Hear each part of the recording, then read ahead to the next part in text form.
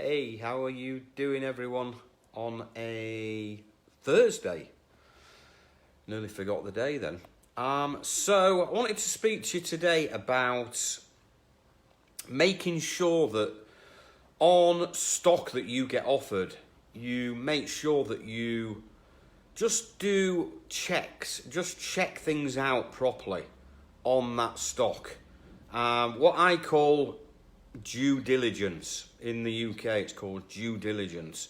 And it's basically just making sure that that product that you've been offered is all okay. It's, all the specification is correct.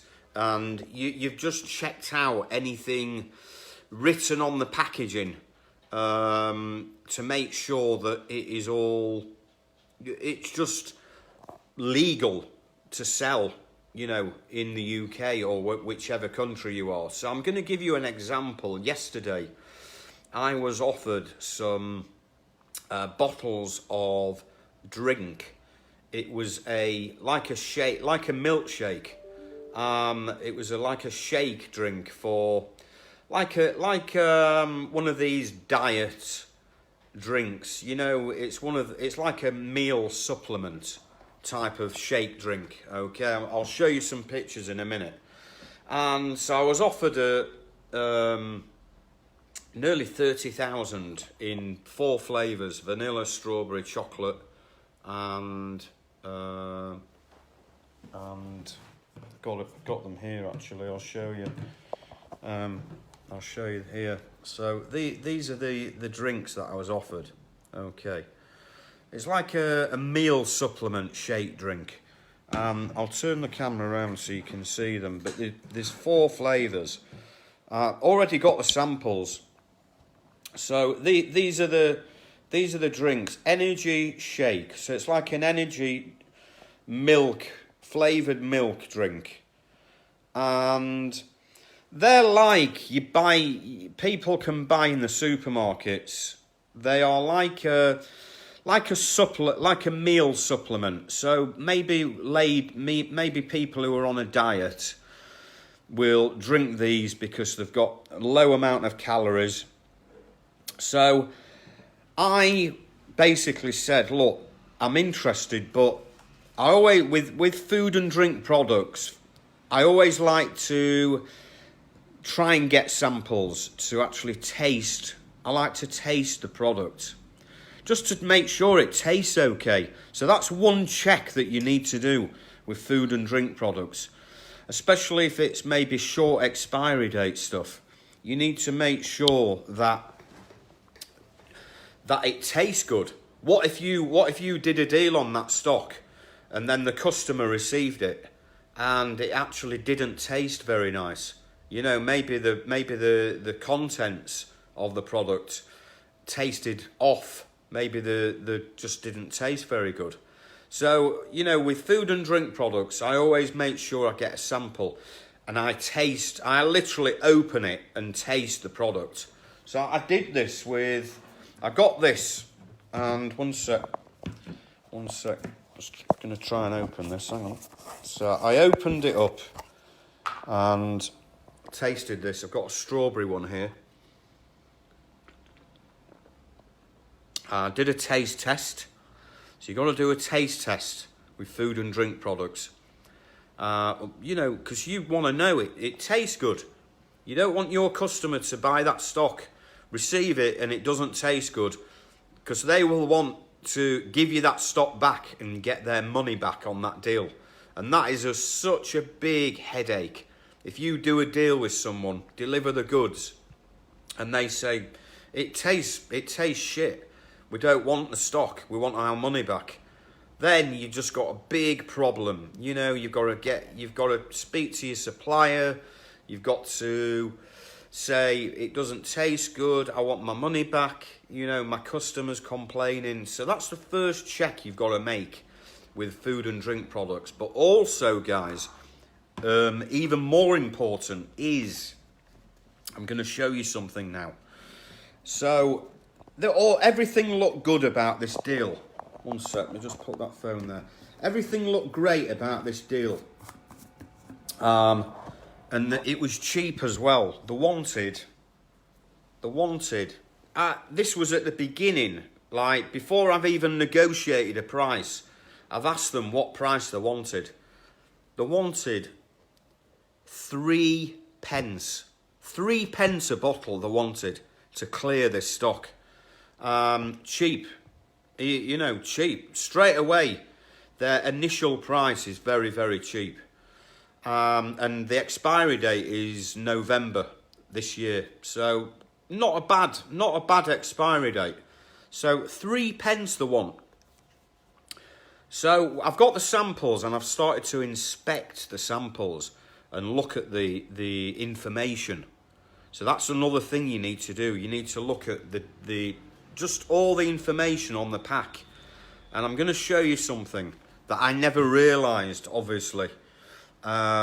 Which it's a good job that I've done a check and looked at this product, because let me show you.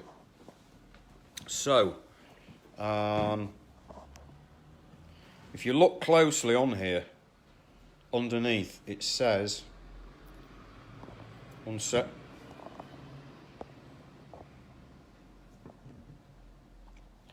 food for special medical purpose. Food for special medical purpose. So that, I don't like that. I don't like that specific line, food for medical purpose. That really puts me off. And it would probably, you know, if I was selling this to like a discount retailer, for example, and they had that in their shop, and then a customer picked that up and read food for special medical purpose, that would probably put them off buying that. And that's not very good. But also I saw something else which put me off as well. It's probably too small to read in red. It probably is, but I'll read it to you. Basically, it says, one second. It says here, I need my glasses, it's so small.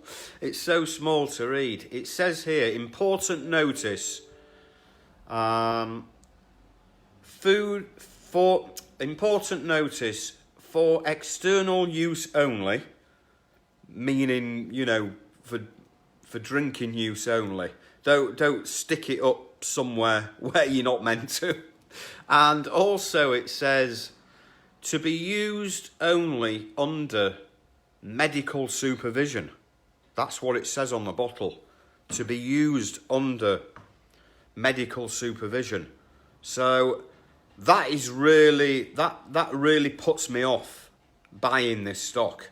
And that, something like that written on that bottle could cause a very, very big problem for a customer, you know. So because it says on the bottle, I know it's a food supplement, and it's only literally a flavoured milk drink, but it says for only for, what does it say again? For to be used only under medical supervision.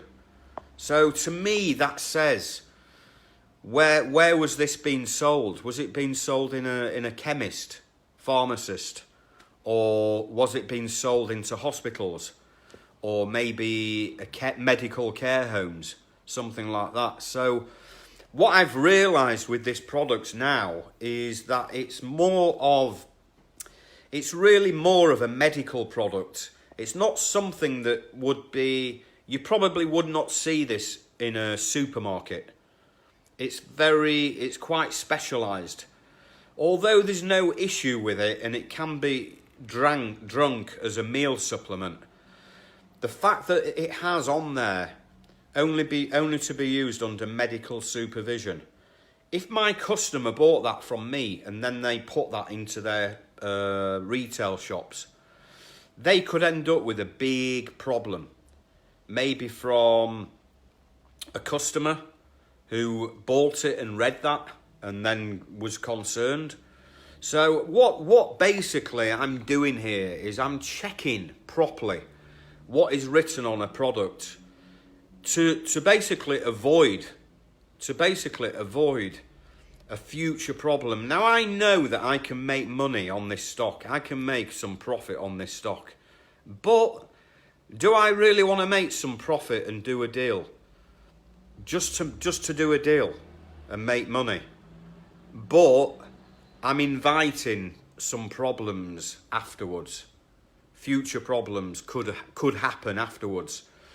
Which would be a big problem, because I would have got paid from my customer.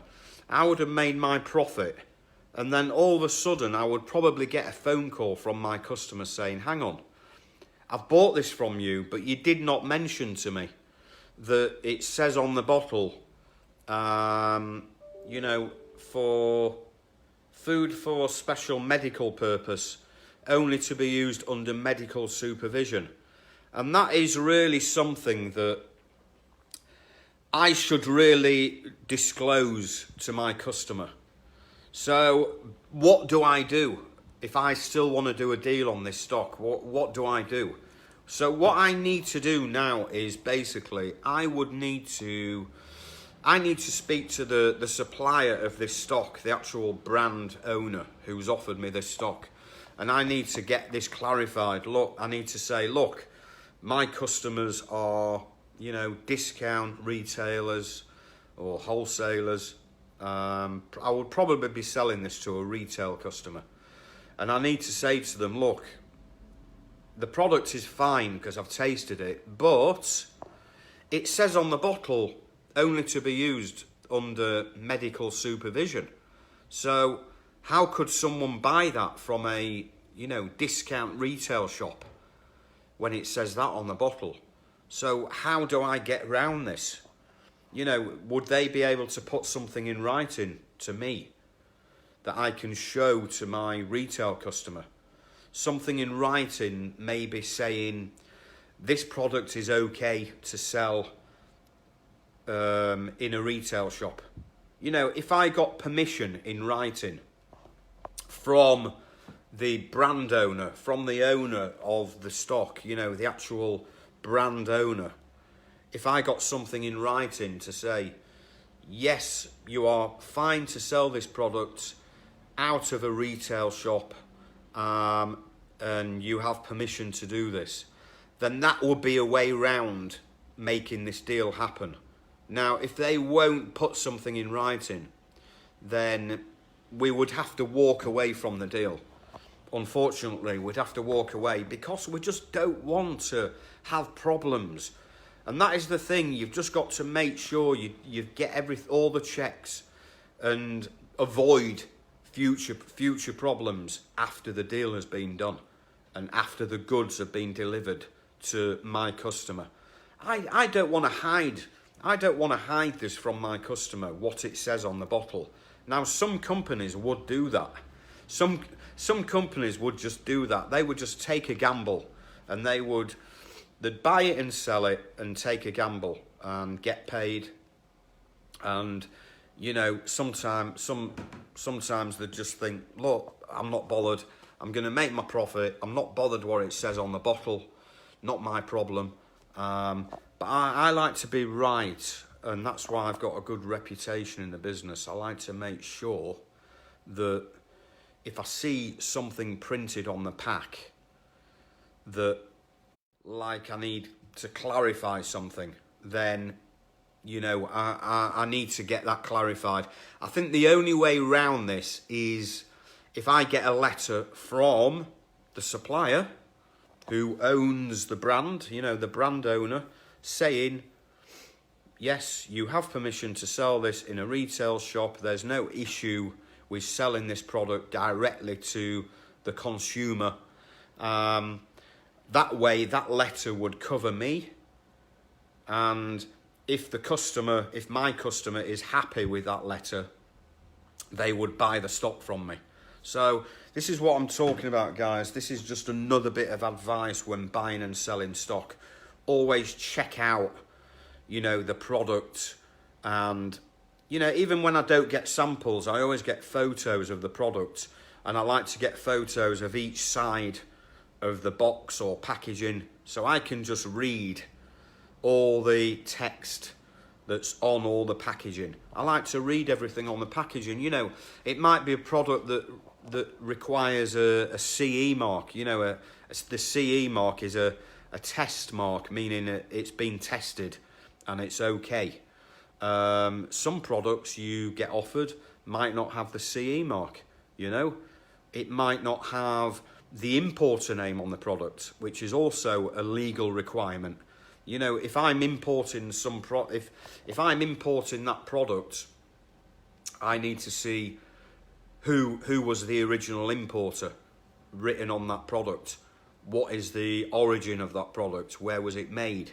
So you've got to do your checks, not just on that the stock is okay, but you need to look closely at the product. Make sure that all the text looks legal and looks right, to avoid any issues after the deal is done. If I'd have done the deal on this stock, this milk, this shake drink, and if I hadn't have got samples, I wouldn't have noticed. I wouldn't have noticed what was written on this bottle. I wouldn't have noticed that it says only to be used under medical supervision. I wouldn't have seen that. And then that stock would have gone out to my customer. Then they would have seen that information and they would have phoned me and said, come and take this stock back. We don't want it. It says this on the bottle. We want our money back. And that would have just been a nightmare. And it does happen, you know, you can end up with problems like this. So always do your checks on a product before selling it to your customer or to your buyer. Make sure, you know, your customer knows what's written on the pack so they can read everything themselves. Make sure they are happy with everything that's on the pack. And there's nothing written on there that might cause a problem. Okay, guys, so that is it for today. I will catch up with you again probably tomorrow. I will see you soon.